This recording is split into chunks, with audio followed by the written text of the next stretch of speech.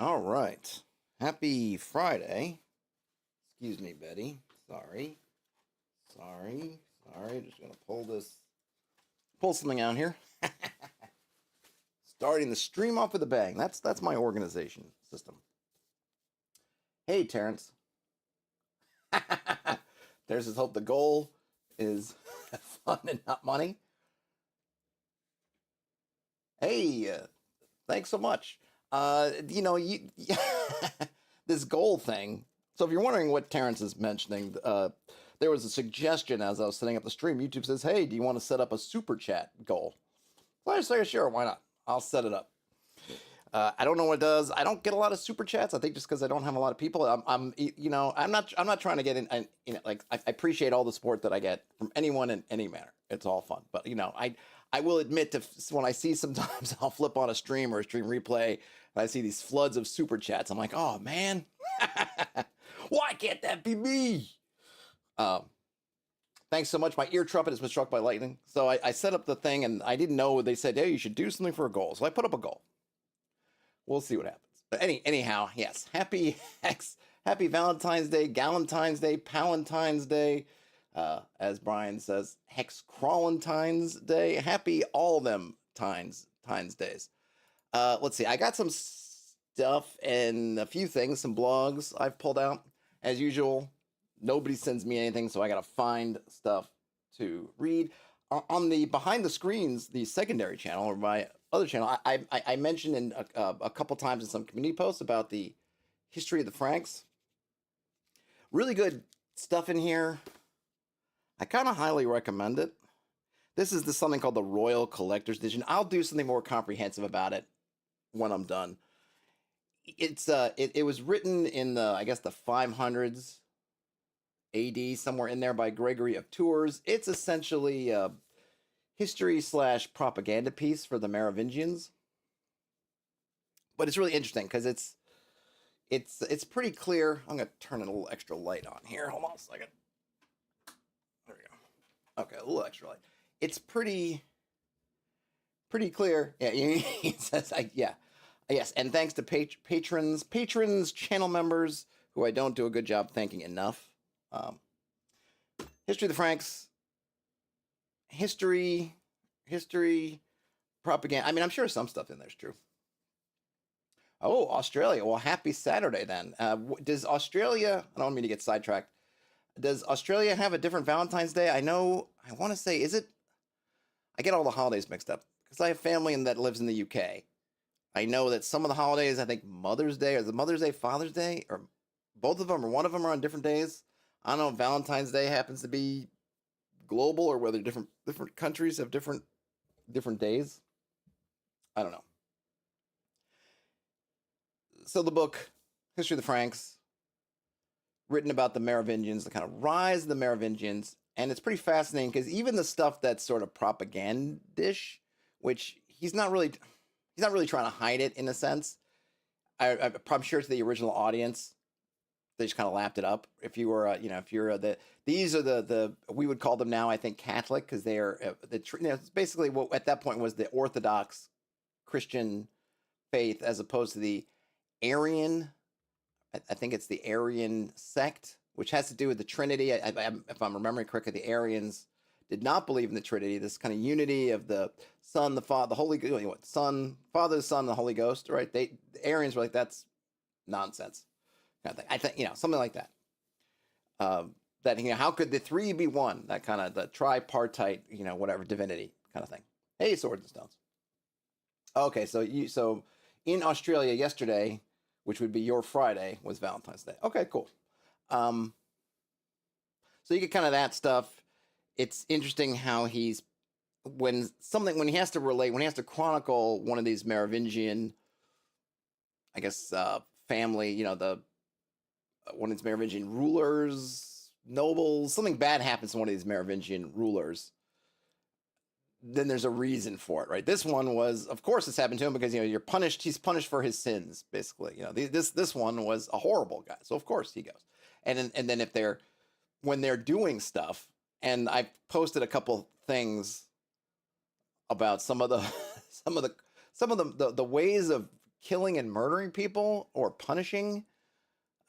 They tie rocks around their necks and throw them in the sea. They throw them in wells. I think one of my favorites, just because it just seemed to be so, um, you know, just ask why, was they tied someone down and pushed an old wall over them, which is just hilarious to me because it just seems like a lot of work. And they don't, he doesn't go into the details of the whys and the wherefores. So I don't know if this is so that they could have a plausible deniability. Like, look, you just happened to be standing here and this old wall fell on him. Or it's just, they just figured it would hurt. Okay. So, Arians believe that Jesus was created, therefore not God. Gotcha. Okay. The one that just seems, I mean, well, there are a couple, I mean, they all just seem horrible. The one about tying people to trees by their thigh muscles, just, I can't even really picture it, and I don't want to. Then the tying people down on the street, putting wagons with stuff in them and running the wagons over them, and then essentially feeding them to animals. I think cutting them up, or they're all broken up. So it's terrible. But they give you these details because oftentimes what Gregory is doing is setting up that kind of propaganda thing of, hey, you know why they went and attacked these people? Well, look what these people were doing. And then he'll list some horrible, he'll list out these horrible atrocities that were taking place. And you're like, of course, it's like, oh gosh, yeah, of course you got to get rid of those guys. They're tossing people down wells with impunity. They're, whatever.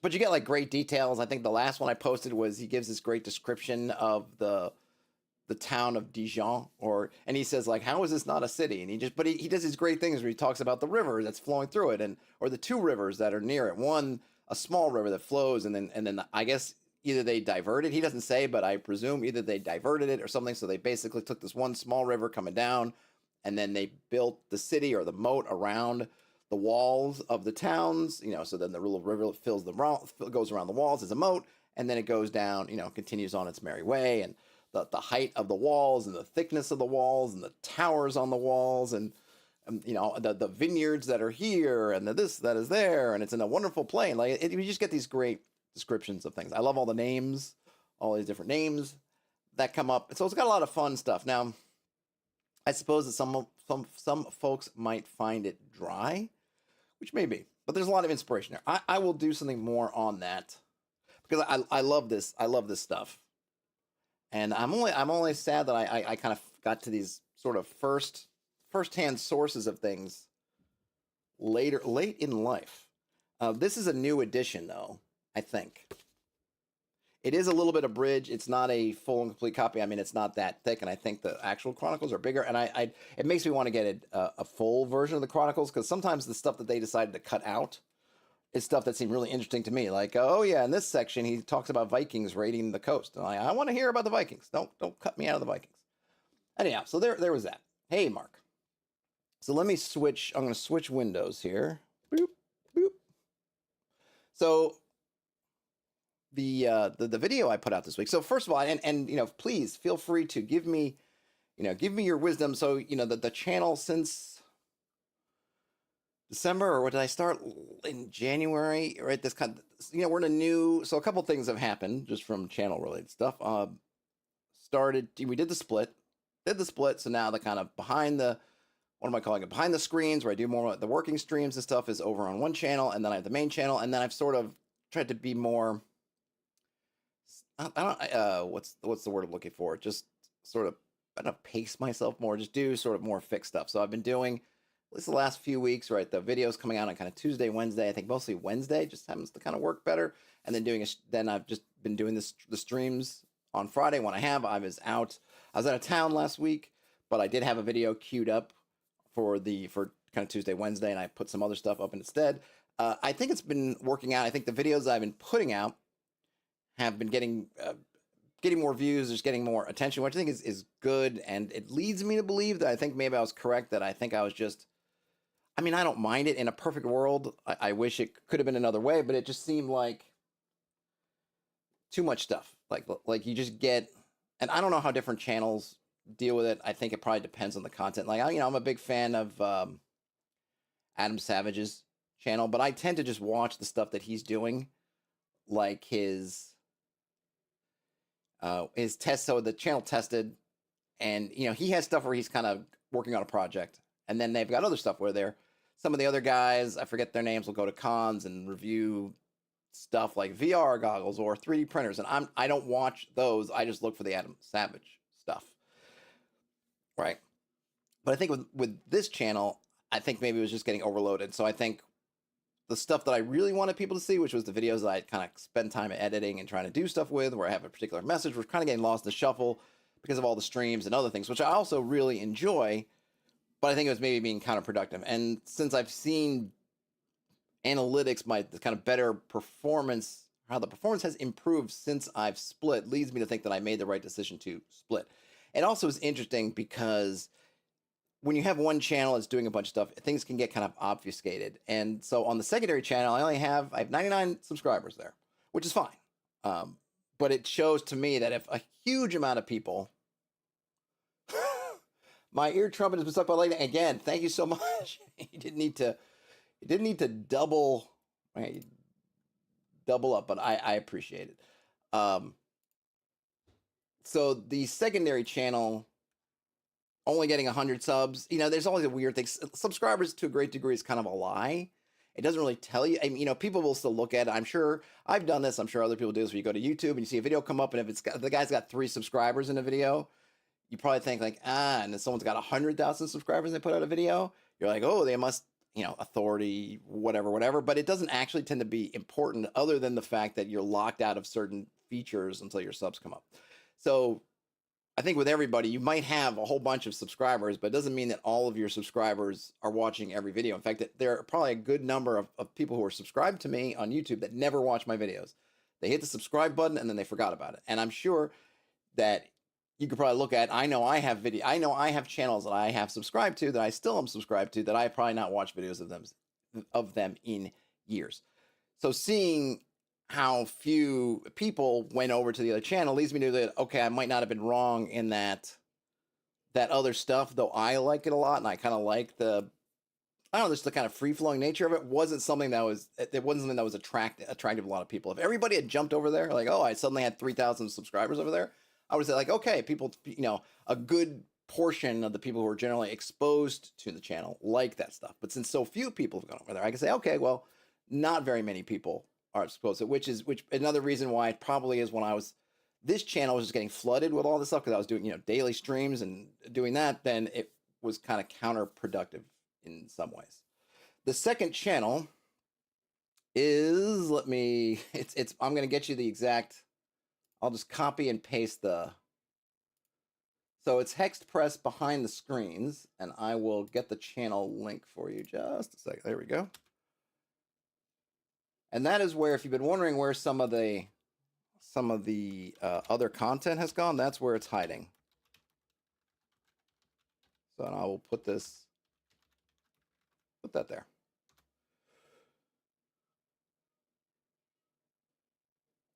Terrence says the second channel was a filter for your actual viewers.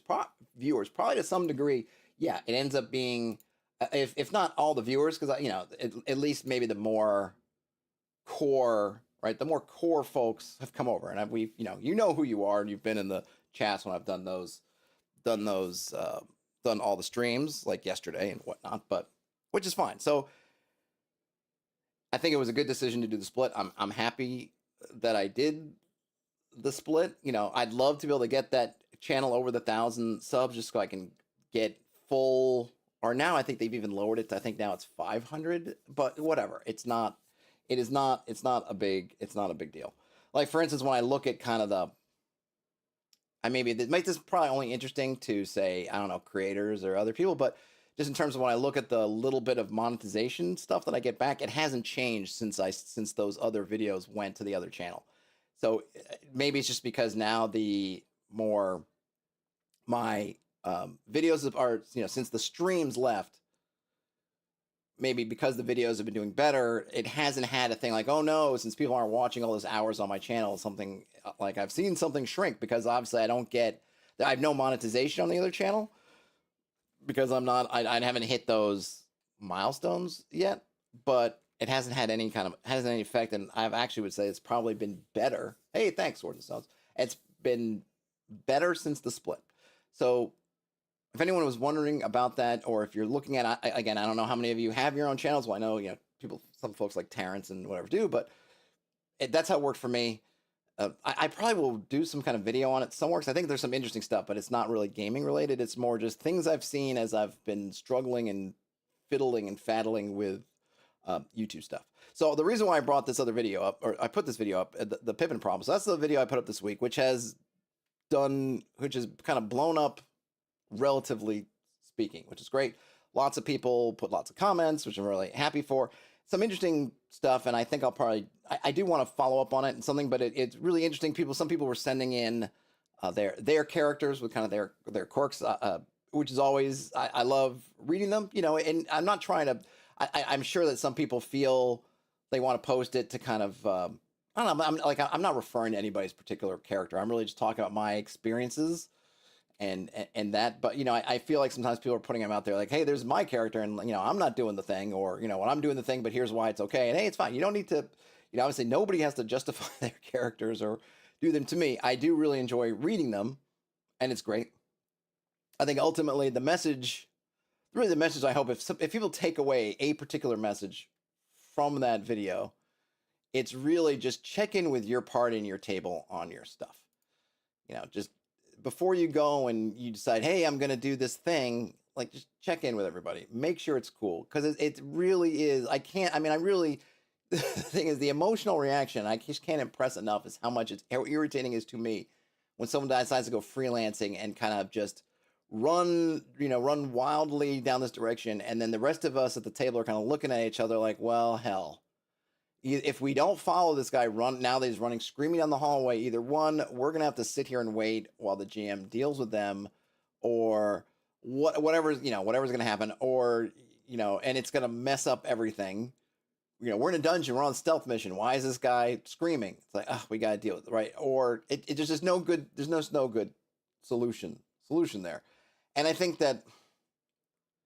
another thing, which I know I've mentioned in the past, other people have mentioned in the past, is that you can't look at silence as consent. If you have a character with some quirks and you felt you felt accused, or you felt like my video was targeted by my video, I think the thing is, and you might think, well, hey, nobody told me, so my character must be okay. I'm not saying your character's not okay or your play isn't okay, but don't trust the silence. Don't trust it. That's not how it works. People have to get really upset and just really at the end of the rope, and even then they might not say anything. Nobody wants, people are, for the most part, are not confrontational. They don't want to hurt people's feelings. They don't want to make waves, and they don't want to do any of that stuff. So and this goes for GMs too, because I think a lot of GMs will say, well, I do this thing and none of my players have minded, so therefore the thing I'm doing is okay, or I'm a master at it, kind of. Some people say, I fudge all my dice and none of my players know, or I use quantum ogres, or whatever it is. And I'm not even talking about maybe procedures that I don't particularly love, but just anything. It's like, my players have never said anything, so they don't know. It's like, no, they probably know, and they probably talk amongst themselves. They just haven't told you yet, for whatever reason. They may not mind, or they might mind, but it's probably going to get pretty bad. And even then, they might just quit the game, or just become disconnected, or something else before, rather than actually just tell you, like, hey man, stop, cut that stuff out. Terrence says I'm condemning their entire play style. Well, and I think that's and the other thing too. So so Terrence does live plays with his on his channel, Homebrew Detritus, and live plays I think have probably skewed this, because if you're doing something for a performance, it puts a totally different spin on it. And I think, like in Critical Role, like, they're all actors. They kind of know how this stuff goes. They have background, all this stuff. They know, and they know how to balance things out. They know how to, and I'm sure, not that they talk about it like, oh, they pre-plan what they do kind of thing, but I'm sure they have discussions about their kind of characters. Now they're going to, what kind of ideas they have, and working together, and all that stuff. It's a totally different thing when you're playing just for some folks, your friends hanging around a table. And I think sometimes maybe part of the way things have gotten twisted with some of this stuff is that influence of people who are watching a lot of games by performers who are emphasizing these character quirks Thanks again. My ears been. You got to get a shorter username. I need to. My ear trumpet has been struck by lightning again. Thank you. It says, "Oh, I say something when I'm annoyed." Oh, some people do, no question. But I think a lot of people won't. I'm just saying you can't count on it. You can't count on it. Maybe your friends know with you that, oh yeah, if I do something, if I piss them off, they're gonna say something. But a lot of people won't. A lot of people just kind of grumble, mumble, wait till they get instant message or send a text or whatever to their friends, complaining about it, or when you leave and they're hanging out, right? You know what I mean? It's just a lot of passive aggressive stuff. There's a lot of people have responses that will not be telling you what it is. So I think you can often be blind to your shortcomings as a GM or as a player because of that. I will do something more on it, but I was really happy this one sort of, again, relatively speaking, blew up. Not setting any records anywhere, but compared to a bunch of my other videos that I'm pretty, besides videos where I upload them and then realize there's some technical snafu and I don't want to go back and change it or do anything like that, or the files are just messed up and I don't want to re-record it. Like this one, I spent some extra time on the editing. I think somebody said earlier that they liked the what was it? Terrence likes the cutaway gags. Yeah, I mean, if I can think of something, I'd like to. Terrence says, please don't call us performers. That would imply both intent and competency. I would say you are performers by intent. I would say to everyone else, go check out Homebrew Detritus, and you can decide for yourself how competent they are as performers. I had a lot of fun in that one game. I'm sure I have to imagine there's reasons I have not been invited back, but I won't ask. I won't beg. I do have some blogs. I would love if you folks would send me blogs so I don't have to go hunt them down for myself, but here we are. This one was something that's actually been on my mind a bunch lately, and I've had some ideas for a video on this. I'm just going to make it bigger because why not? Can I F11 this? Can I open up this? Okay, I'll do this right now.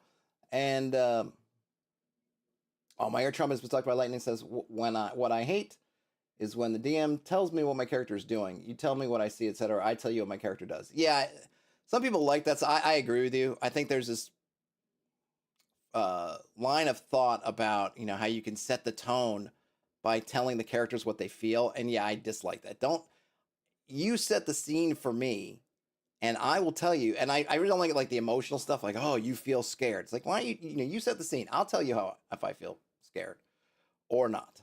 Or you can ask me, like, this is all happening, how do you feel, kind of thing, if you want to go that route.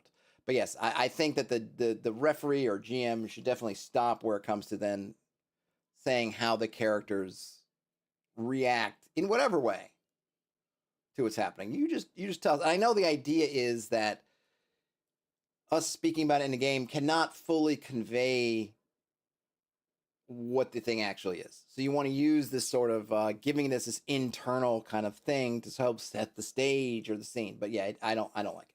Don't like it. Just let me do that part. You do the other stuff. All right. So this is from the Gorgon Bones blog, posted this week. Let me get before I go. This is part 5 of a series. I have not read the other ones, but this one came up, and like I said, it was a topic that was that speaks to stuff that I've been thinking about, at least if I'm understanding the title, because I haven't read it.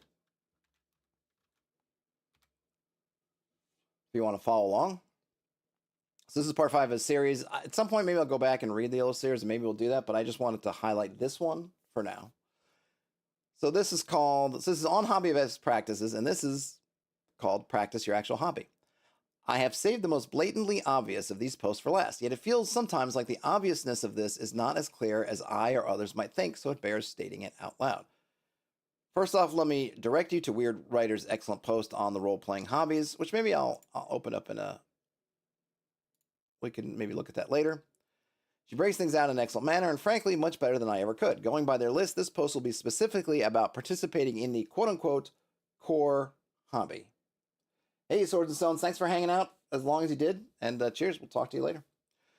To do so, first, one must define what their core hobby is. In the case of tabletop role-playing games, as that is the primary focus of the series, it can be rather tricky. However, for the purposes of this post, I will say that playing at a table, in person or virtual one, with other people is the core hobby of playing tabletop RPGs. And I would agree with that. I don't even think it's rather particularly tricky, but yes, I would totally agree with that. That might sound like a hot take or even quote unquote controversial, but the fact that it does is the same reason it needs saying. Playing tabletop role playing games with other people is the core of the tabletop role playing game hobby. And I suppose with other people, I mean, yes, there are solo RPGs, so you could quibble with, I play solo. It's okay, whatever. We'll get on to the rest of the message, but I think for the most part, for most folks, the playing with the other people part is part of the hobby. Buying books, reading books, writing and preparing adventures, scenarios, locations, subsystems, magic spell lists, writing session reports, doing solo plays, engaging in the community, watching actual plays, all of those are perfectly nice, enjoyable activities, but they're not engaging with your core hobby. And again, I might accept solo play because I know there's some people who really solo play more than anything, and I don't think that they're not engaging with their core hobby, but I'll leave that for you to judge as you will. My ear trumpet has been struck by likenesses. I remember when the good old days when blogs thrived. I think blogs are still, I don't know if they're thriving in terms of their audience but there's still lots of blogs that are going strong. I hear a lot of people who I've seen this refrain actually a few times, people lamenting the demise of blogs, but then I see lots of blogs. I mean, I have a whole RSS feed full of blogs that are posting often, very often. So I don't know that I see it. I don't know to see it. My ear trumpet has been struck by lightning says, for solo playing, it's solo gaming, not solo role playing. I mean, I think that's going to be really personal. I don't know. I'm not going to tell anybody that if they get into a character and make decisions as a solo game that they're not role playing. I think people do it different ways. I don't know, but I'm not sure. It's kind of an edge case. I'm imagining. Terrence says they can thrive again on the blockchain. Yes, on the blockchain. Everything on the blockchain. Our heads are on the blockchain. All right. However, going back to the article here, however, one can't become a more engaged and better hobbyist at their chosen hobby by simply nibbling around the edges. I put off writing this post for over a year because due to various life reasons, I was not able to do much of any gaming until the very tail end of 2024, and it felt disingenuous to declare the importance of play as I was not engaging in any myself. Tabletop role-playing games are in a lot of ways a craft, and crafts require purposeful, focused practice to become better at. And surely we as hobbyists should desire to become better at the thing we love and enjoy doing, right? This was the last planned post in the series and might add further ones. Okay, I was actually kind of hoping that they might speak a little bit more on this because I have more to say on this. So there's a couple things. The solo play part, which I guess is just kind of interesting, right? It's kind of like saying if you're a musician, you want to really practice musicianship. It's about playing around other people, the performing. Are you because I think maybe you might say, are you really performing if you're performing by yourself? But I don't think anyone would say that if you're practicing guitar by yourself, that you're not participating in your musical hobby. Now, I get the fact that there is a part of tabletop role playing that is a social game, which I think is that kind of thing. But I don't know. I kind of feel like you can work on your craft alone, even if the end result is social. Now, even if I guess maybe we might say if you were purely a solo role player, there's that social part that's just not there for you. It's an edge case. I don't know. I could go either way. Now, I think the thing that I would like to say about it, which is kind of a little bit slightly tangential. Now, nothing says, I think the phrase core, quote unquote, core hobby is doing a lot of work. Yes. And it's, and right. And that's where they're making a judgment as to, which obviously like they are putting some things in core and some things outside of core. And specifically for them, the core thing is the other people part of it. And I think if we look at kind of the origin of the hobby, blah, blah, blah, that's true. But it's kind of like saying in some ways, like I don't know. I'm trying to think of what it is. Like if the core of playing at tennis is playing as another person. But I think you can also go to a place that's got a ball machine or a wall and you're still practicing tennis, even though you don't have another person there. And when you're playing against a wall or you're playing with a ball machine, you're not doing all the tennis stuff because obviously you're not being moved around the same. You may not be aiming right. There's a lot of stuff that's not there, but I don't think someone say, well, you're not tennis. You know, if you say so, man, I'm practicing tennis with a ball machine. Someone goes, you're not practicing tennis. You're practicing something else. So yeah. So what is core? What is not core? It's not a big deal. What I was going to say is slightly tangentially this, and kind of what I will probably do something separate on, is what I've seen come up in Reddit and lots of other discussion forums, which is people getting really sucked into the philosophical part of the hobby and kind of ignoring, forgetting, or just, yeah, I guess ignoring, forgetting are probably the words I'm looking for, or dismissing the practical part of it. So and it drives me nuts when I see this in the OSR spaces, which is where I have seen it the most. I'm sure it happens in other spaces too, but I'm not there. I'm not interacting in those spaces, or I'm not looking. If not interacting, I'm not monitoring those spaces, so I don't see it. But I'll see something where somebody posted not that long ago something at Grimwild. They liked something that was in the Grimwild, and Grimwild's a newer kind of story gamey RPG, but a lot of people, it was some videos on YouTube, and I did this on actually the Behind the Screen channel. We looked at Grimwild. I think it was on that channel, not this channel. It was somewhere, one of the two channels. We looked at Grimwald for a hot minute. Had put up like, this is the D&D killer, that kind of thing. That's kind of what got my attention. But it's been very popular. It's kind of blown up a little bit, and a lot of people like it. And someone was looking at, they liked some mechanic in Grimwild, and they were wondering if there would be a way to put that in an OSR kind of game. And they were just people just kind of, it's this kind of gatekeeping thing. People like, this doesn't belong here. This is not simulationist, so it doesn't belong in the OSR. And kind of get out. Like, don't even think about this. It doesn't pass muster. And because it's not simulationist or whatever. And those are philosophical things, I grant you. But, we're not playing the philosophy. We're playing a game. And some things can be helpful practically. I don't care. I don't care if it crosses some line, if it works. If I can use it in a way that is additive to my game, I don't care. There's no, I said this before, there's no purity test. There's no, you failed the law, the gods of the OSR strike you down by lightning because you've crossed over this line. You used a story gaming move or whatever mechanic. Therefore, you are banned from the halls of OSR Valhalla. Nobody cares. Nobody cares. And I hate that people refuse to look at an idea which may have good things, which could be helpful to them, or at least could be interesting to think about, just because it's some invisible line that they have declared it's on one side of or the other. And I think this practicing your hobby comes into it, because you just end up in these situations where you become removed from playing the game, or the practical concerns of playing the game, and all you're interested in is it on one side of some line or another side of some line. And when the reality is, it doesn't matter. Nobody cares. When Gygax said, I'm just rolling dice so that they hear the dice clitter clatter and I'm making up a decision in my head, that's not simulationist. It has nothing to do with anything. But he said that. I don't know if he even did that or to what degree he did that, but it doesn't, the key point is, did you come into the game? Did you feel like you could do whatever the game's asking? Have fun in the game, didn't feel constrained in a way that's outside the game, right? If you just had a great experience, like, that is really the most important thing. Now, we can talk about, which I talk about all the time, happy to, which procedures and techniques and things like that tend to lead to the experiences that you want. There are some things that can work. You can have something that's very kind of railroady or however you want to put it, very constrained, and it can be an amazingly fun adventure. My point of view on that tends to be that all these things can work once, twice, but you go past 3, 4, if you use it a lot, it's going to be exposed.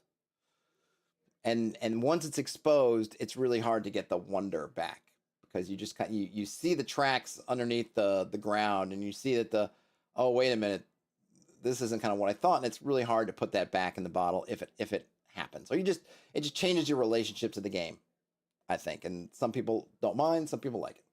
Terrence says, no purity test, how is this even a hobby anymore? Yeah, exactly.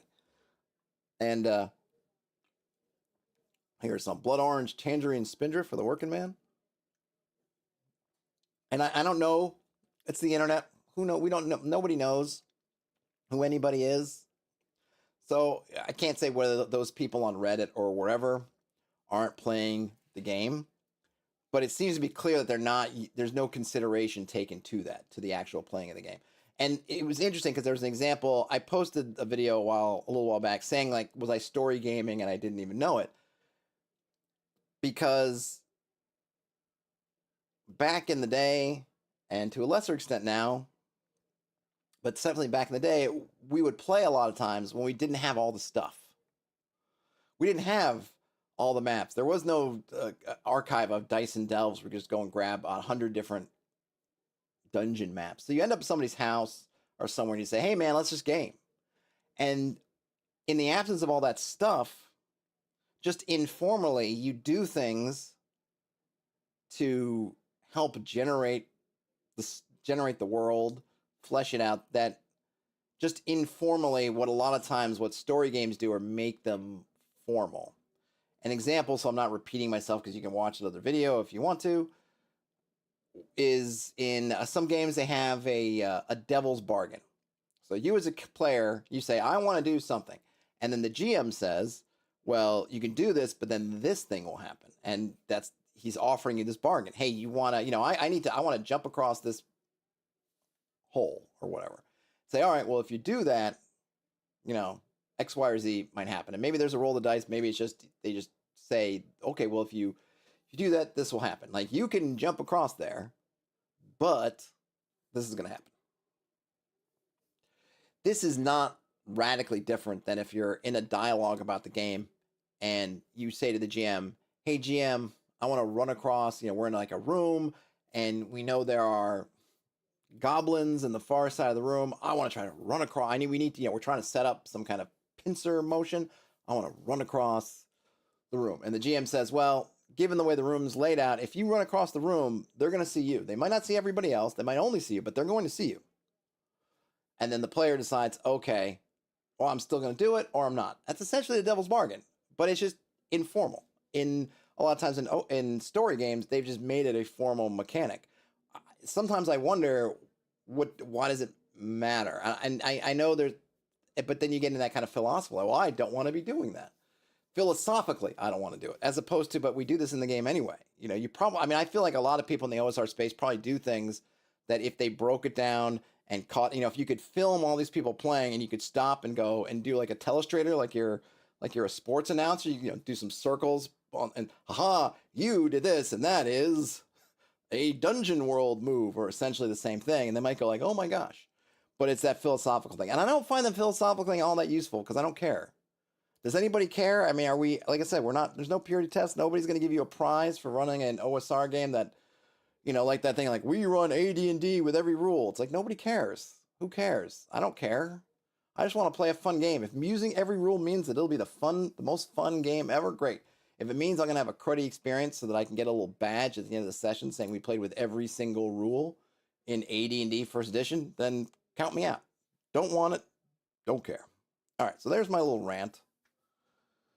On to the next thing. Let me get the link for this. This one is... Oh, this is that other... Okay, let me go to some other stuff. We can come back to that. So this one I thought was interesting. This one just says new post. Is there a better... Okay, so this one doesn't seem to have a what's the word I'm calling it? Permalink, unless it's somewhere else. Toast this post. Okay. I don't see a permalink, so I'm just going to have to put this here. And then you'll have to just deal with it if at some point it changes to the next blog. Not my fault.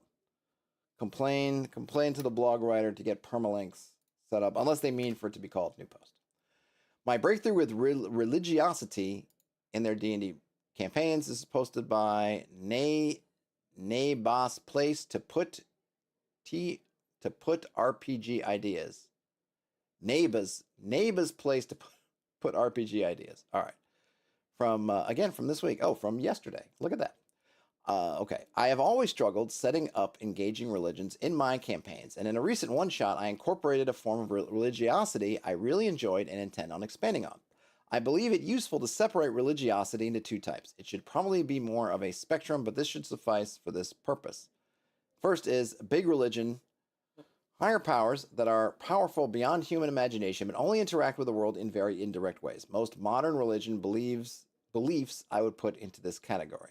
Next up, small religion, higher powers that are very much part of this world and have limited power. For example, a river inhabited by a river god or city devoted to its unique patron deity that resides within its walls.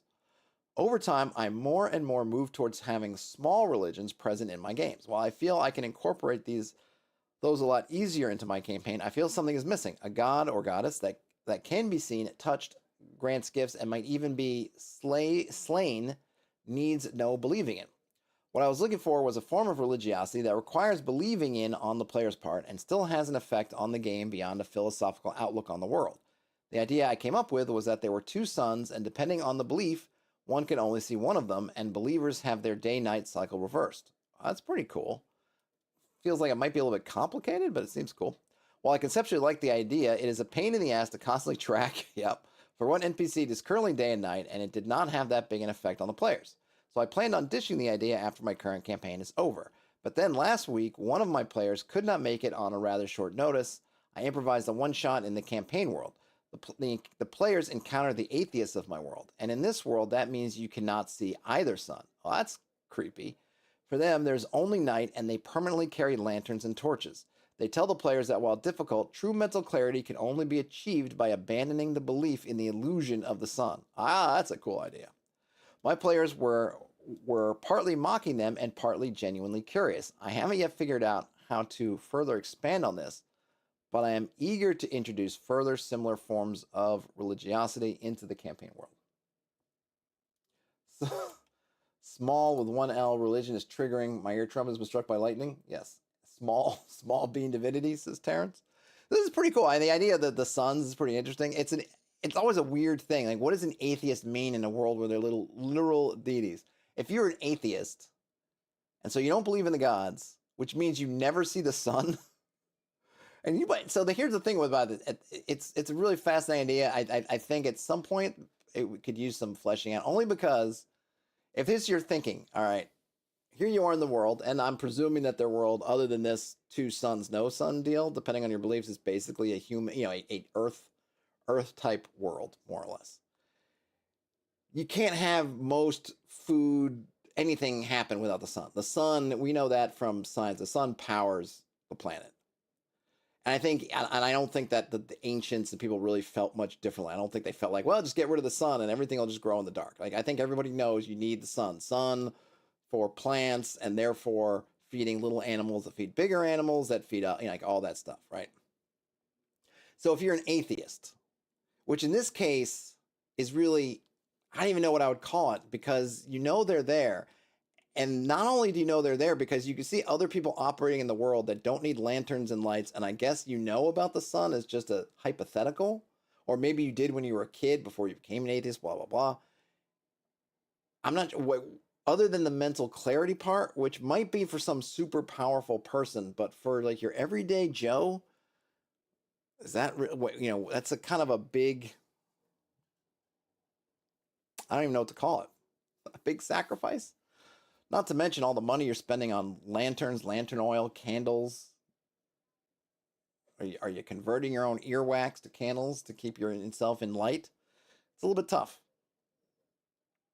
And what happens, and then I guess I also want to know, what happens at night for everybody else? When it's night for the believers, Terrence says you have to be an anti-theist. Yeah, it's not like I believe there are no gods. Maybe you could say I don't believe that they are gods. They're just super powerful creatures, which I guess, but at that point it doesn't really make a difference, because that's, in some ways you just want to look at it, practically speaking, that's all a god is. Something just so much more powerful than you that it's kind of beyond your comprehension. I mean, that's kind of a god. My air trumpet says, and I'm clipping the name just to make it easier for me, so apologies for that. My ear trumpet says RPG religions are always so less complex than real religions. In real world, there's so much syncretism going on. Yeah, it's hard.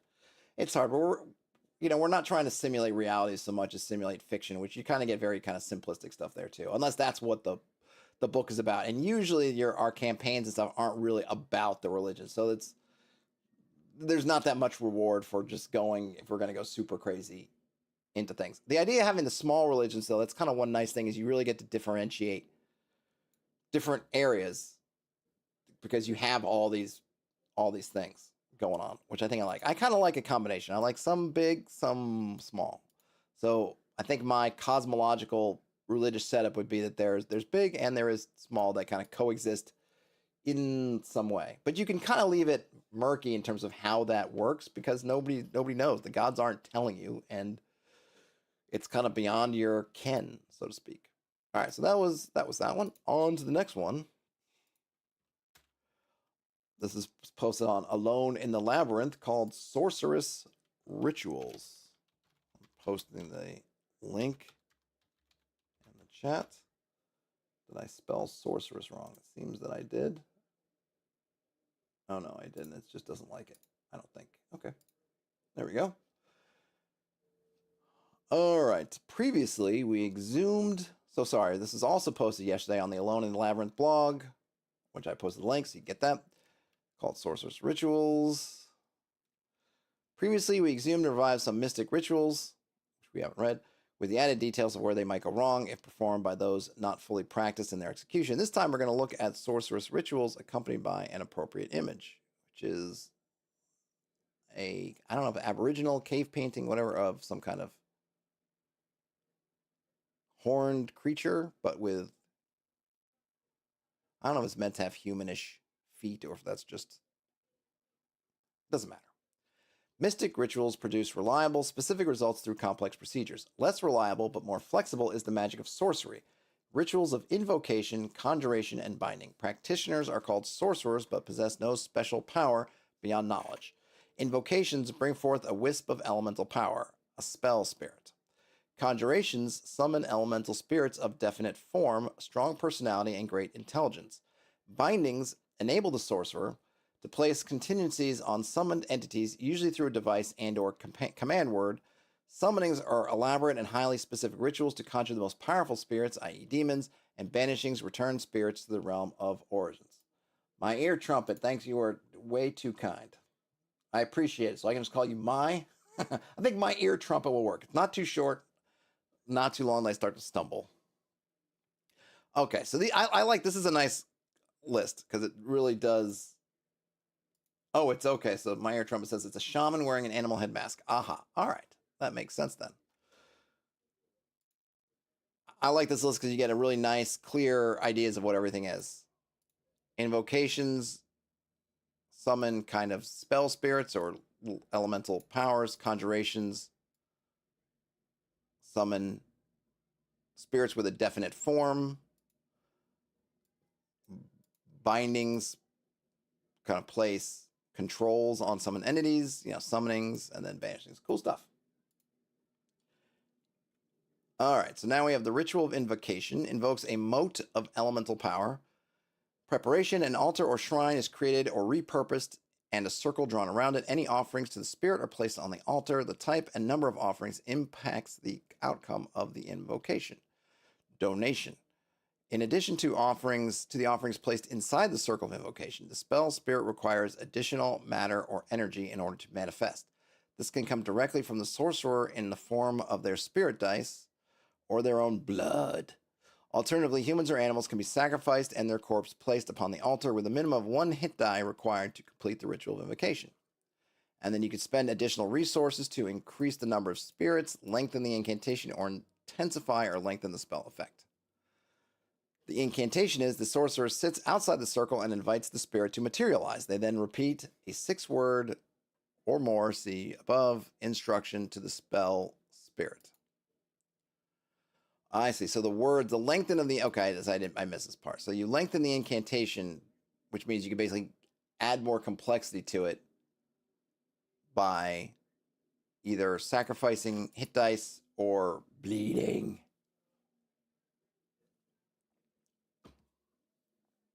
Manifestation. Roll 2d6 on the spirit reaction to resolve the invocation with these caveats. Sorcerers cannot achieve acquiescence with fewer than 3 offerings, 4 to receive transcendence. Okay, I don't know what that is.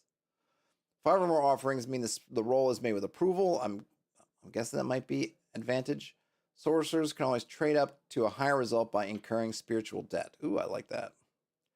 Then we get some spirit reactions, basically fury, indifference, negotiation, acquiescence, transcendence. I see. So the reaction, basically, you can you roll for reaction, and then you can essentially moderate the results one way or the other. Let's see. Okay, so we got that. Material correspondences. Oh, so here and now, patchouli. I don't know why patchouli always makes me laugh, but it does. Quick leaf. Okay, so these are just basically ingredients you can use. So it could be, we have here and now, dawn, sun in heavens, dusk, death, the moon, beyond. All materials are consumed. Spiritual debt.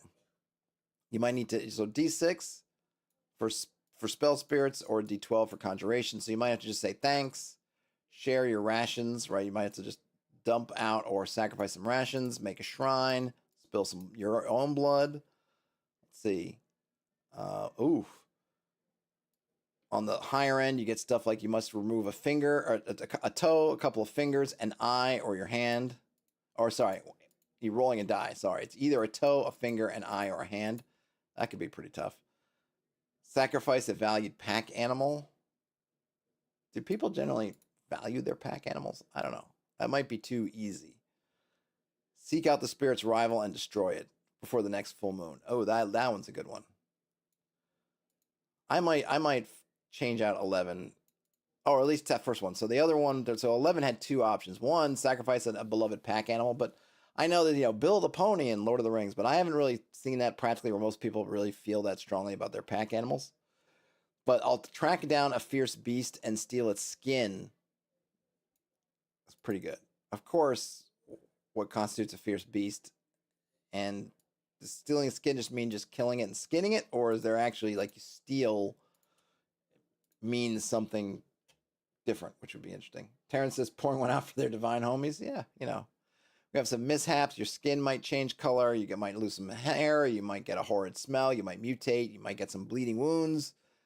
You might be blinded. You might cause an explosion or summon a mutagenic cloud.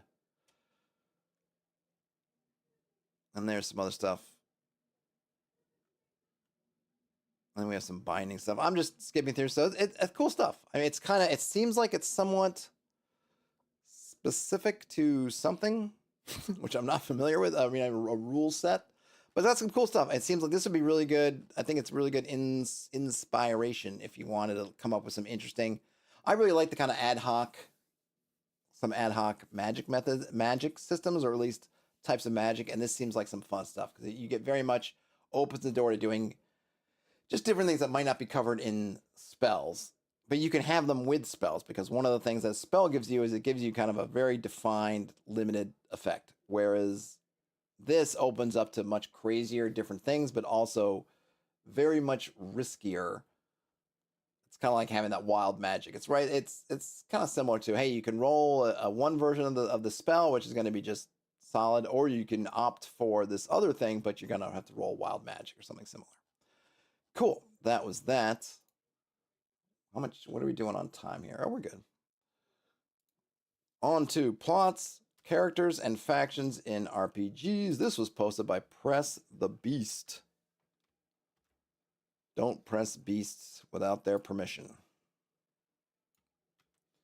I'll add the link in here. Give me a second.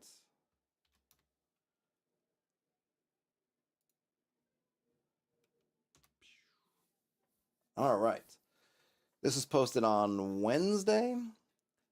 Barth writes that in, quote, in Aristotelian poetics, the notion of characters is secondary, entirely subordinated to the notion of plot. There can be fables without characters, according to Aristotle, but there cannot be characters without fables.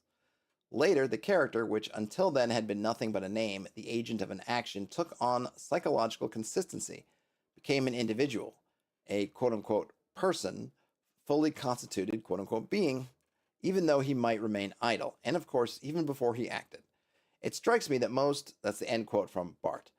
It strikes me that most RPG advice I have read concurs with modern conceptions of character. There are many blog posts and RPG books which advise the referee to furnish characters and factions in the world with personalities or conditions that explain their motives and which will ultimately contribute to gameable content. This helpful faction guide, which is linked, advises referees to find an obstacle and motivation for each faction. Kevin Crawford provides similar advice in Worlds Without Number. There is an implicit realist lens which I contend can be constraining. I am no expert in Aristotle, but classical epics and romances place a far greater importance on action over any believable psychology. The emphasis on psychology or the particulars of personality is distinctly modern and tied inextricably to the rise of the novel, where psychology is introduced. It is always performed through action. When Lancelot is caught by Guinevere sleeping with the beautiful woman Elaine, he is so distraught, he throws himself out the window, lands screaming in a thorny bush, and then runs away for 2 years. The next action concerns finding Lancelot. For the purposes of the adventure game, it seems obvious to me that the Odyssey, Orlando Furioso, Le Mort d'Arthur, or any other number of action or plot-driven texts serve as a strong source of inspiration alongside the pulp science fantasy that inspired fantasy gaming in the first place, and which typically places no priority on psychology.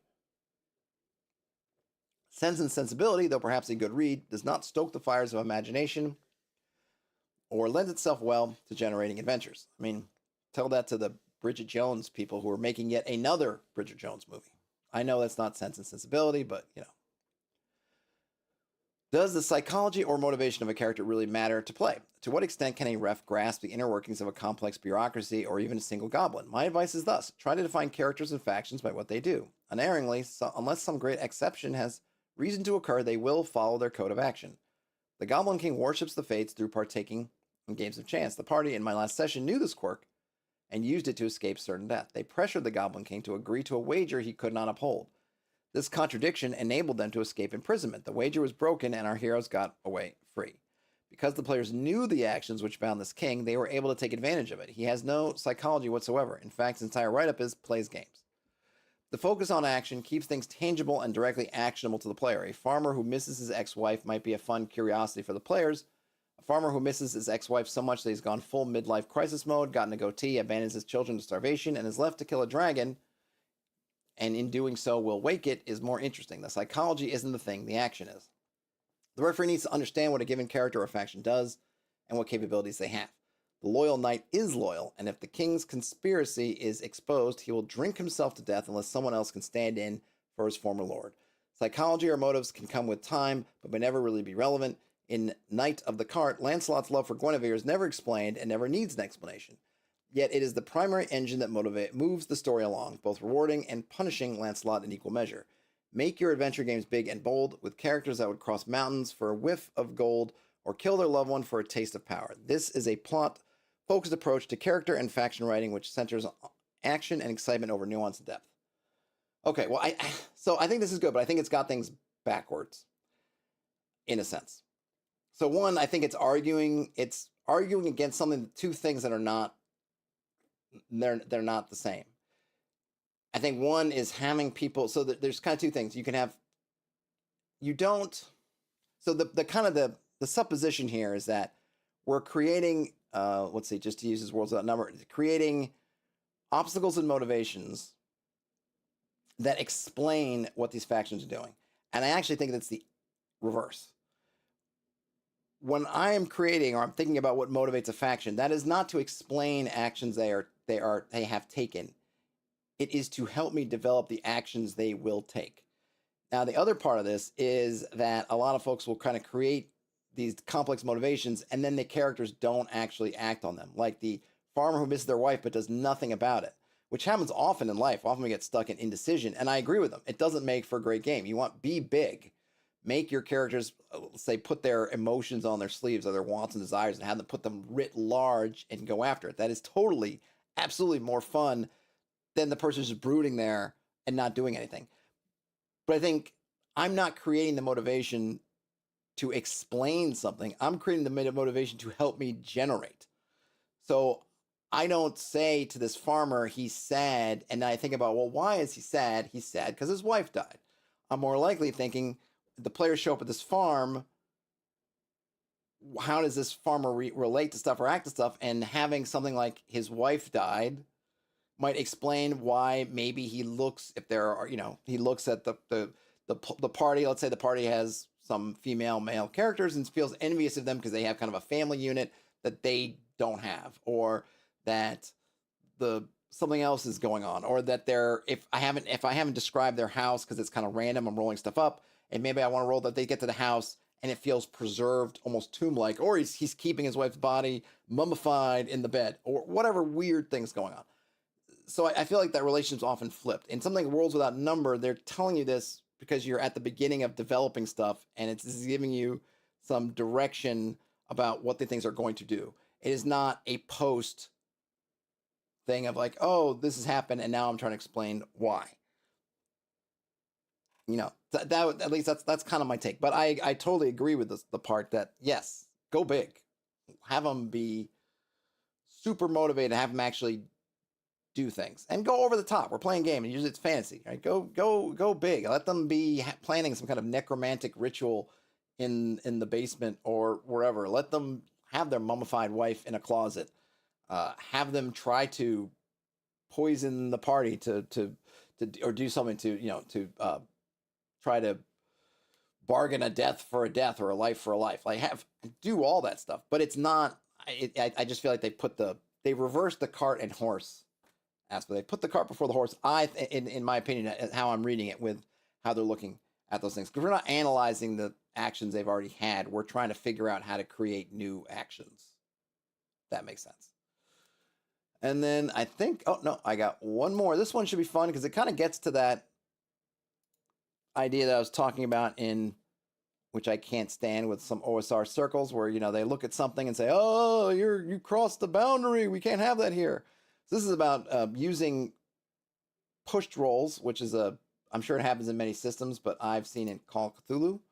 And could you do, or can you in a D&D type game? And this is from Goblin's Henchman. I'm gonna add the link here in a moment.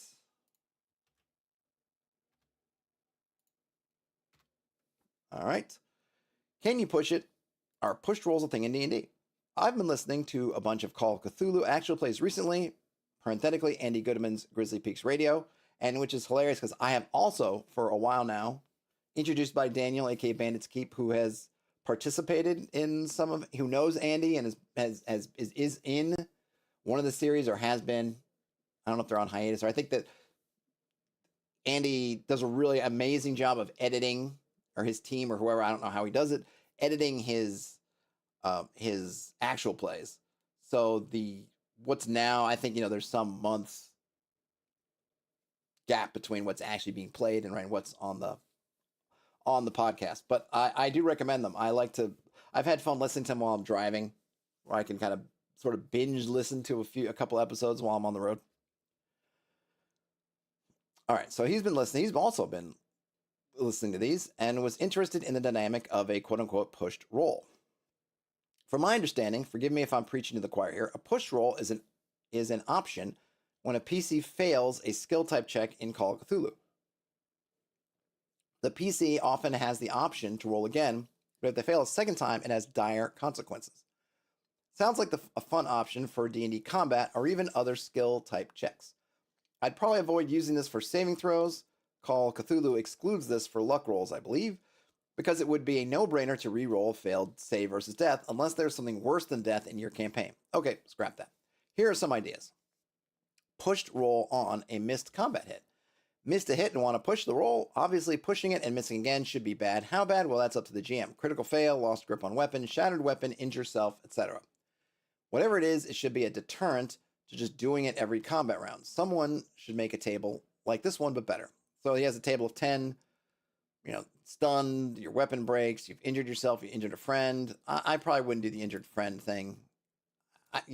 Too much ability to have somebody through shenanigans, take out somebody else. I mean, I know that, realistically, I swing my weapon and miss. Maybe I do hit the guy standing next to me, but yeah, I wouldn't do it. Fall flat on the floor, get winded, get their armor messed up. Calls it armor confounded. It's interesting. Just that basically your AC is downgraded for some amount of time. Spun around, your weapon stuck into something. And another option is push roll, damage roll too low. Maybe this is a non-option if you roll a damage of 1, or perhaps better, you need to roll higher than the last time, otherwise it is a massive failure. But what sanction for a re-fail? Maybe use the same tables above with 0 damage done to the opponent. And then, why do this? Well, maybe the PC and the monster have 3 hit points left. The monster has 3 attacks and goes next, and the PC misses or rolls 2 damage. The player might figure it is a do or die move, so takes this chance to win it. I mean, oftentimes the player might not know they have 3 hit points left, but they might just know they have a few. It's interesting. I'm definitely not anti some kind of push. I'd probably need to think about how I would want to run it in a game. Gaming the system. Should this be a declaration by a player after they roll, use it or lose it, or a declaration by any player before the monster's turn in initiative-based combat? Probably the former for simplicity. Yes, I would say that the player who makes it has some very limited opportunity to push the roll. In Andy's games, he generally will just ask, do you want to push? I'm trying to think of an example, but sometimes and especially in Call of Cthulhu, I think he does a lot of pulp Cthulhu, and I'm not really familiar with either game, or at least not beyond the super basics. But they have degradations of failure and success. I forget what they call them, but one could be like, oh, that's like a big failure. So you might say, oh, you want to push the roll because it's kind of feels like it might be pretty important to make it, and then that's when they do it. So in D&D, we don't quite have that for the most part, where there's this idea of kind of a spectrum of like, oh, you really goofed on that roll, so you really want to do it. You just have a flat fail, like in combat, right? It's just you miss. But if you got a crit miss, you might, and you have a critical fail table, it makes sense to maybe push the roll. Whereas if you just fail, unless, as in his example, it's a really dire situation, you probably just want to take the fail. My ear trumpet says that pushed rolls from 7th edition Call of Cthulhu. Oh, cool! I didn't realize that it was a later, right? Because aren't they on 7th edition now, or are they on something bigger? I have some call. I need to do some Call of Cthulhu stuff. So I am interested, and I really appreciate some things about the system. I'm so ignorant. I've only played once, and that was a one-shot of the starter adventure that was in one of the books. It might have been in the 7th edition Call of Cthulhu book, and this was like 6-7 years ago. But I've been enjoying the podcast, the actual play. All right, and then apply this to Magic. Why not? But again, the consequences of failing a pushed roll should be disproportionately bad. Which way does that stinking cloud go now? Feels like this must be a thing already. If so, I haven't seen too much chat about it. I'm sure there are different versions of this, but yeah, I think it's a neat idea. I think it definitely works better in systems where you have more of a spectrum of success and failure, because you can talk about worsening. So maybe if you push the roll, like if you have, most OSR systems don't have a crit fail table, but it's something that often is homebrewed in. If you have some kind of crit fail effect and you crit fail and you say, I want to push the roll, then you could probably just say, well, then on any kind of fail, you crit fail. Or if you don't crit succeed, whatever that means, then you crit fail. You can have, right, it's sort of like, oh gosh, because I think the times where I've seen the folks, and again, my memory, because when I'm listening to those actual plays, I'm not so much, I'm listening to the mechanics, but I'm not, super trying to analyze them. Like I said, often it's when the players tend to engage with that pushing. It's usually because they are skilled in something. They have a pretty good skill level. And maybe my ear trumpet, you might know more than I do about this. It seems like you've got some Call of Cthulhu knowledge, but you're skilled, but you've just kind of done a really crappy roll. Like I have 60 in machine gunnery, but I rolled I rolled like an 82. And so rolling high in Call of Cthulhu is bad, right? 100's bad, 1 is awesome, right? So you go, oh no, but I've got a 60% chance and I can push the roll. It doesn't change my odds. So I got a above 50% chance of doing this. So I'm going to roll it again. Whereas if you had 12 in something and you rolled something disgustingly bad, you're probably not going to push the roll because your odds are not good anyway. And of course, there's also the pit in Call of Cthulhu where you can use luck which is a resource that diminishes, but you can get more luck. At least in Pulp you can. Maybe in Call of Cthulhu you can, or it might be how often you're able to get luck refreshes.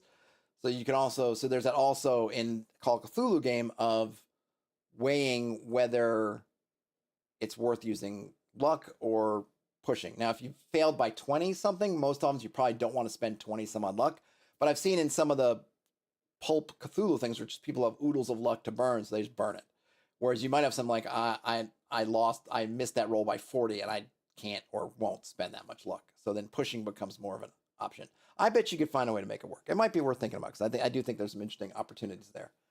Terrence said they've played Delta Green once, apparently. It was their birthday, and they have no memory after the first 10 minutes.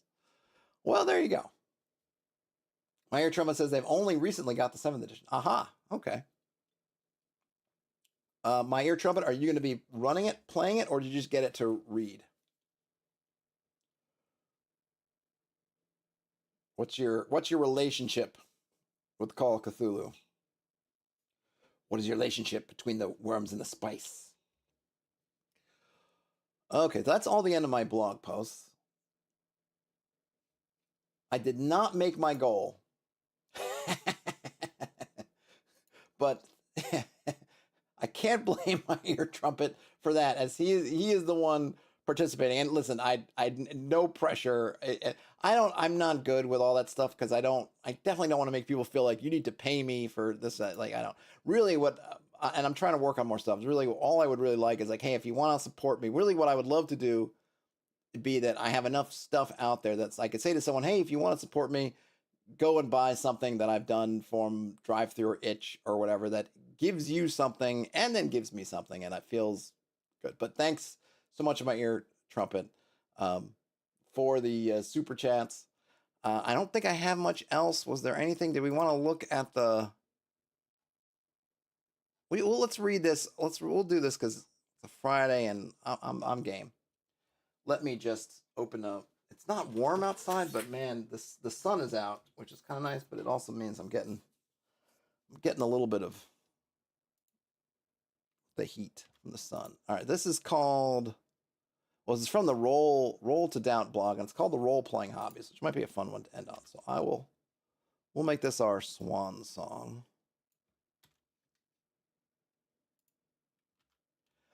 By the way, I have a Discord, I have a forums. I would love to get more folks on there in some somewhat semi-active form. I can't seem to get folks to come out to the non-YouTube spaces for whatever reason. I'm there. Even Terrence is there every once in a while. Folks are there. Brian's on the forum. Some folks are on the forum. A couple of people on the forum. I mean, as with all things, like there's people who have joined the forum. There's people who actually participate in the forum. And there are people who have joined the Discord, and there are the few of those who have joined who participate. I'd love to get it to a point where it's not dead silence unless I post something, which normally, unfortunately, it is. But I do try to post in there on the regular, just kind of hang out and chit chat. And I might do something where I do a stream or something on Discord. I don't know. I have to see. Discord doesn't have a good way to record things for later. I can, and it just becomes a matter of, I can run through OBS and do some stuff. But the nice thing about going to YouTube is not only is it streaming out there, but then it also is recorded for later. I wish Discord had something. They're putting out these things like, hey, open up the stage, whatever, but they don't give you any facility to record what it is you're doing, which I think is an oversight, because then you just have to have multiple apps and start to pipe things through different things, and a little bit annoying. Anyhow, the role-playing hobbies. Oh, so this is a little circular referencing here. So we read the first thing we read, that one about practicing your actual hobby, was by Jenks. They've been following Jenks's blog series, and then this is their kind of, so we have influencing each other. I've been following Jenks's latest blog series on hobby best practices with joy. I believe he will be pleased in seeing me and others tackle the issue from our perspective. I wouldn't be convinced to put this on paper without his enthusiasm in writing it. My belief is that creative hobbies are not a hobby as a singular object, but a category of tangentially related hobbies with different ethos that are created to take advantage of one core hobby. which is not necessarily the most practiced despite its core status. This is better explained by analyzing the role-playing category. Okay, so Brian, I think, had mentioned that core was doing all the lifting, and maybe it was because we hadn't gotten to this definition yet, which Jenks doesn't provide, but here we're getting. And it might have been our mistake by not hitting the link and reading this first and then going back, but, it is what it is.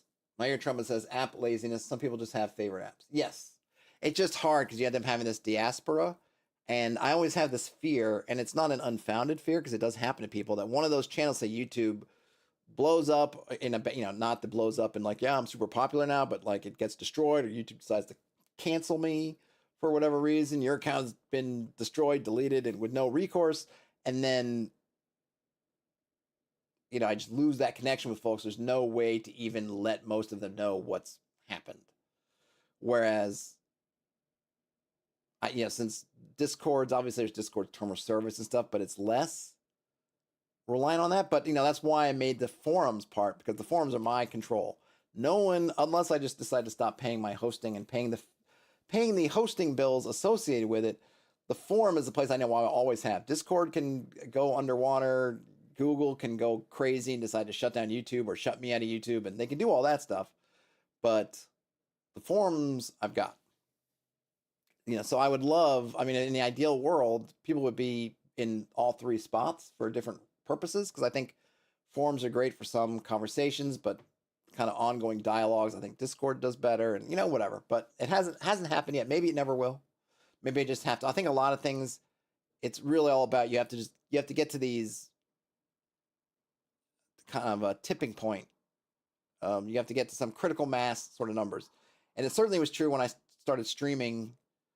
At first, nobody would come in here while I'm streaming, or one person, and they'd leave, whatever. And then you just hit some kind of critical mass where you find enough people. It's just all about that stuff. So I probably just haven't reached that critical mass yet.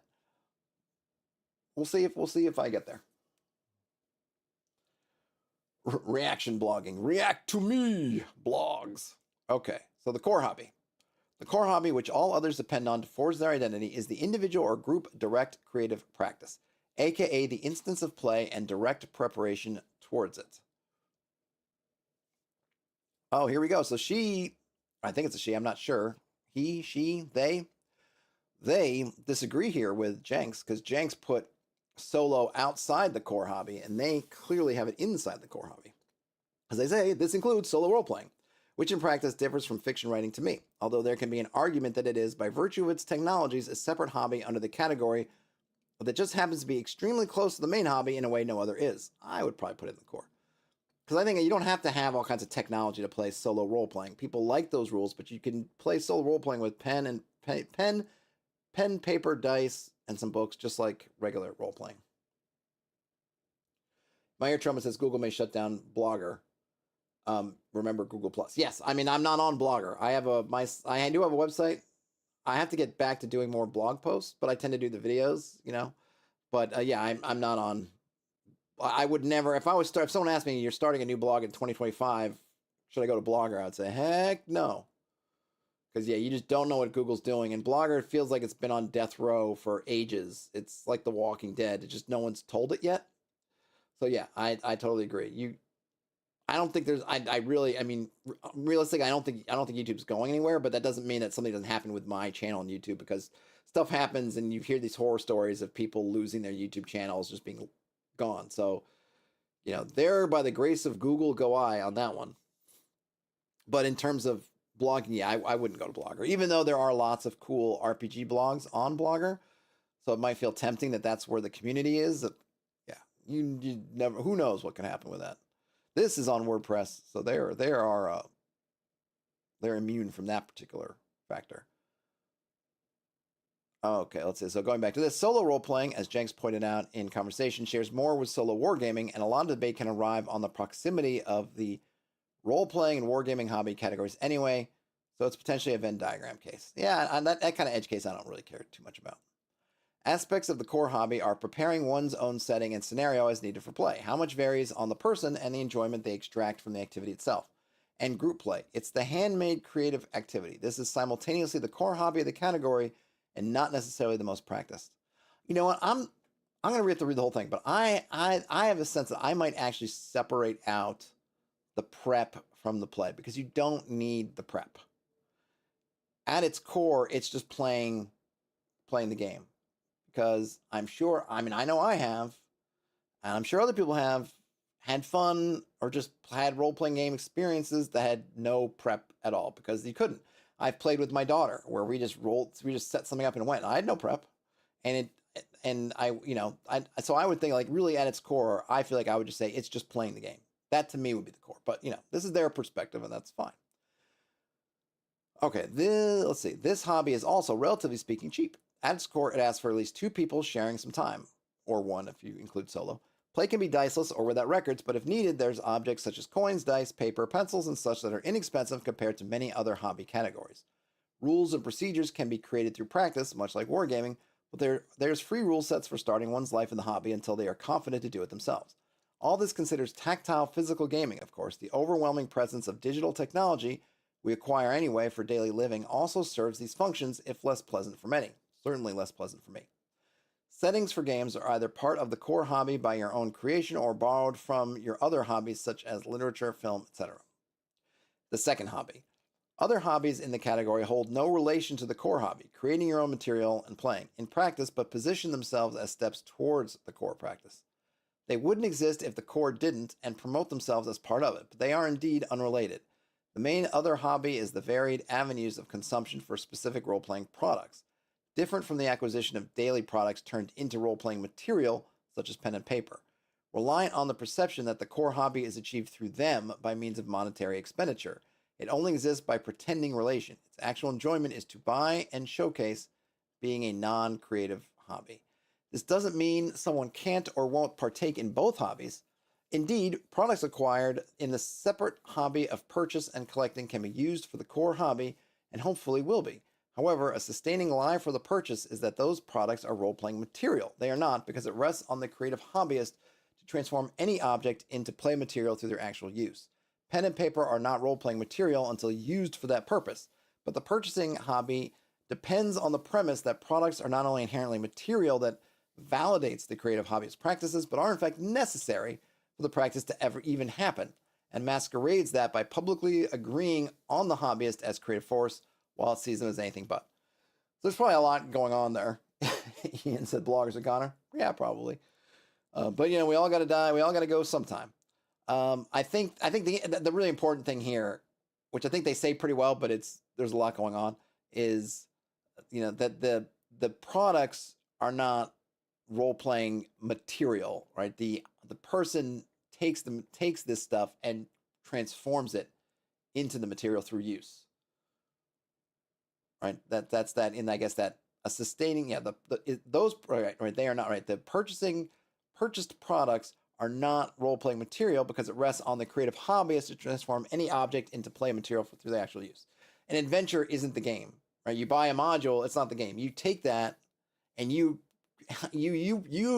transform that adventure module that's written on a page into the game. The module isn't the game. You don't need the module to run the game. And the module is not necessary to the game, though they may try to convince you. It doesn't have to be a module. It can be a rule set, whatever, right? This isn't to say that engaging in production distribution is immoral. Value judgment is really useful in structural analysis, or that struggling independent producers are in the same level of successful corporations. I want to delineate how the two hobbies are and how the second one depends on promoting itself as the first to exist, since the commercialization of the first is more difficult than the creation of a new hobby with Groucho Marx's glasses. I mean, I don't think we have to. I think they are putting a value judgment. I don't think we like. For example, I have some stuff on the internet for sale, right? So I have created some gaming products or whatever you want to call it. I'm not marketing them as you need this to play. I'm not trying to say that they are necessary to play. I don't think that that everything that's whatever they're calling it, a product or I'm trying to think of what's the best word that they use? A promoted product, a commercial product, a role-playing product is somehow conducting some kind of nefarious or even non-nefarious sort of deception or subterfuge. I think a lot of people market their stuff like I do is, hey, this might help you. If you feel like you need this help, then it's here for you. I mean, the same thing with my videos. Same thing with all this stuff. You know, I would never say to you, you have to have this or you can't play. You know, what is useful to you? And I think they also help. You know, you do not need a mitt to play baseball. You can play baseball with your bare hands. I've played baseball with my bare hands or softball or something. But when you got to catch the ball, it's going to mostly hurt less and you extend your range and other things if you have a mitt. Do mitt makers say that you need a mitt to play baseball? Yes and no, right? But I feel like it could probably be more nuanced. But this is just, I think they're trying to make a point, and that's fine. Let's see. Any transformation of the role-playing product into material is solely the merit of the creative hobbyist and holds no relevance of the product's creator. I definitely agree with that, for sure. Affirming the contrary and appealing to role-playing equivalents of auteur theory like designer's intent and such holds no elaboration of the core hobby, and its function is to serve as accumulation of social capital by the producer to justify further purposes and engagement on the second hobby. I'm not sure I agree with that, but I think they're using designer's intent in a particular way. I think often when I'm reading something, I'm curious about the designer's intent because I'm trying to interpret what they're trying to tell me, and it's not always super clear or it can be taken a number of ways. Sometimes I'll go, what did they mean by that? Which is when I'm looking at designer's intent, but I'm not looking at designer's intent as some kind of auteur, as this is how it should be, or should you follow it? I just want to kind of know, well, what do they mean by it? You know, like you might be having a dialogue and somebody uses a turn of phrase of which you're not familiar, and you're not putting them on a pedestal by asking, well, what did you mean by that phrase? Because I just want to make sure I understand you properly before I decide whether you're full of beans or whether you're communicating a truth to me. Designer, in fact, harks back to the societal usage of the term artist as descriptor of individuals, which holds little to do with the practice of crafting what's deemed art and more to how that person sells labor. Yet it works too as a shorthand for profiting on the social capital of being deemed an artist. I use the moniker weird writer to signal hobby interest and fun alliteration, and because people call me weird. But in daily life, I don't think of myself as a writer, even after I got paid to do it. I mention all of this because I hold the term game designer in TTRPGs with the same attitude. Game design is performed by every referee as a creative practice to the core hobby, and therefore the term and social capital of being labeled a game designer only holds water as a marketing strategy to consolidate participation in the second hobby. So that's an interesting point, right? When you think of a game designers, everyone does, and it's true to a very large degree. Even people who think that they play rules as written have probably crafted a house rule, homebrew, and I think it's interesting too. And maybe it would have been interesting if they looked at that and say, we have these terms. We might call somebody a game designer. Mike Merles is a game designer, but you and me and other folks are doing it. We're just homebrew. We're house ruling, but there is no real difference between them. All the stuff that they're doing, it goes through more processes, maybe gets more polishing, maybe not with some of the things that they write, but there is no real difference between our homebrew and their game design. The hobby of role-playing products doesn't mean that all the objects created for its circulation are worthless. The product can be appreciated by certain audiences for qualities that have no bearing on its conversion into material. Writing quality and visual appeal are two major ones. I would say that writing quality definitely has a bearing on its conversion into material because there are two types of writing quality. There's one which you might think of as a kind of the poetics of the writing. But another one's just on clarity and being able to explain things, being able to communicate what you're trying to.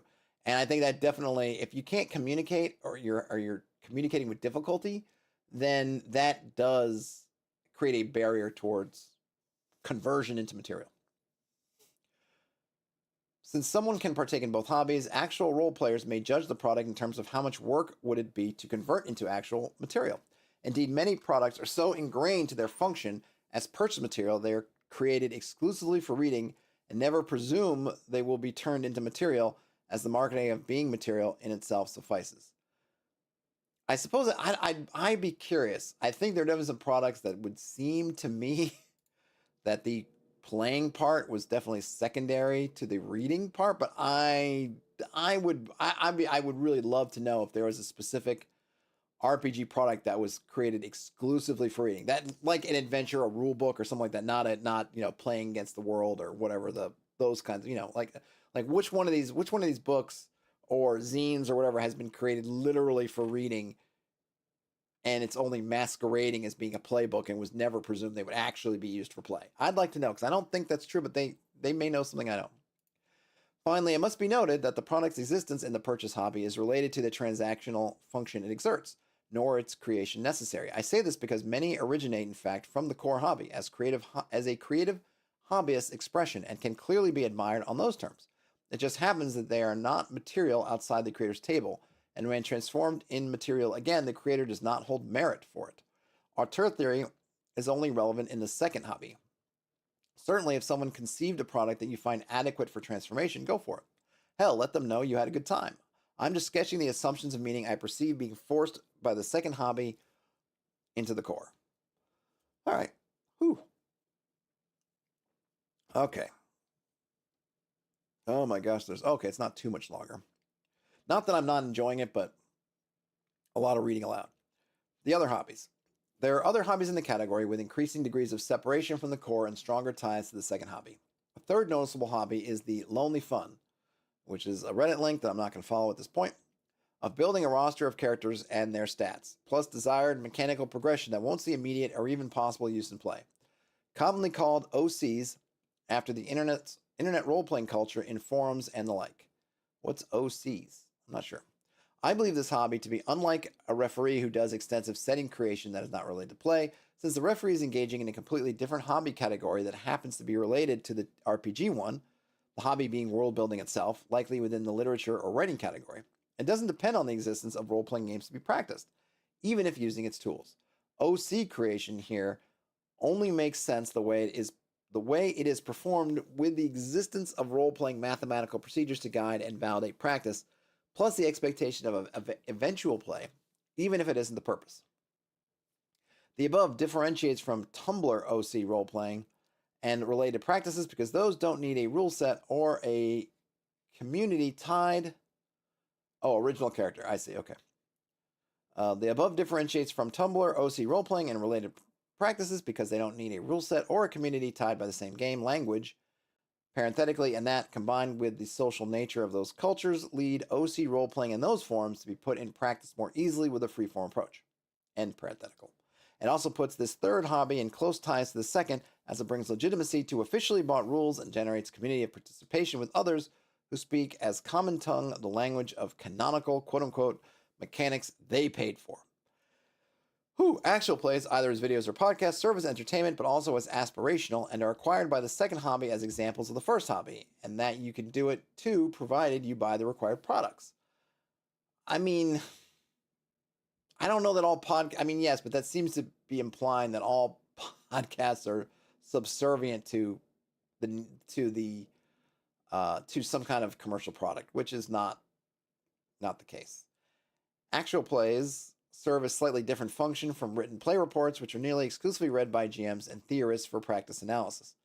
The hobby of RPG discussion is often born from the core hobby as a way of analyzing and sharing experiences out of play to formalize new preferences, but is often shaped to fit the purposes of the second hobby. The social capital acquired through theory and proclamations about RPGs aims to validate the status of the so-called indie designer.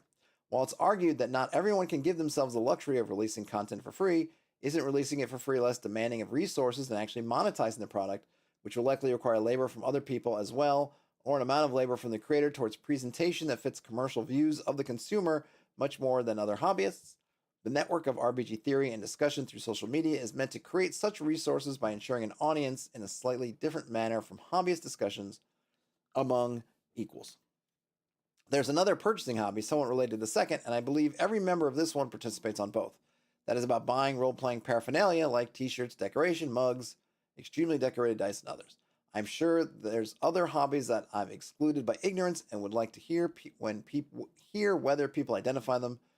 Finally, Happy New Year. I think it's a really interesting article. It's pretty dense. I think I don't necessarily agree with some of the inferences about some of the stuff. It seems to be really. I think the interesting thing is they're very much against the commercialization aspect, which I can totally appreciate. And look, I'm someone who does their own fair share of commercialization, through the channel, through the things. But I think that there's ways to. I think there's different ways and practices. Right? I don't think that there being a commercial aspect is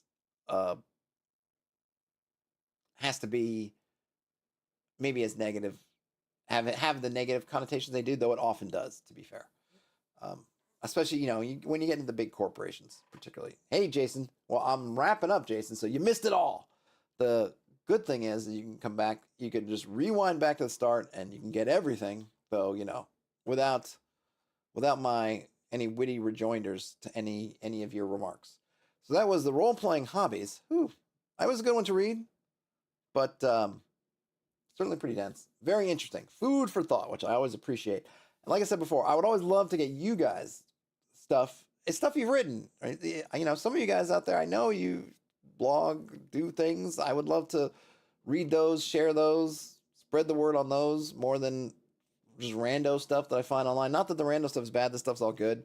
I tend to use the OSR Discord.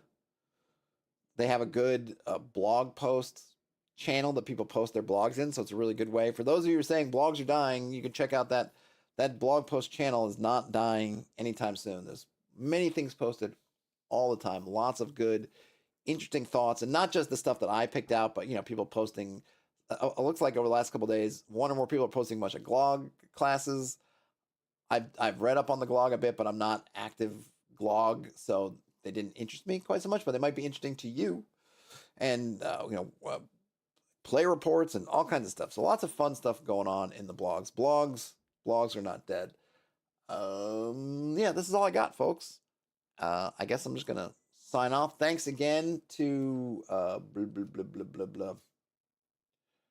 I want to get the whole name, to My Ear Trumpet Has Been Struck by Lightning, for the generous donations to the cause. I appreciate it. Thank you so much.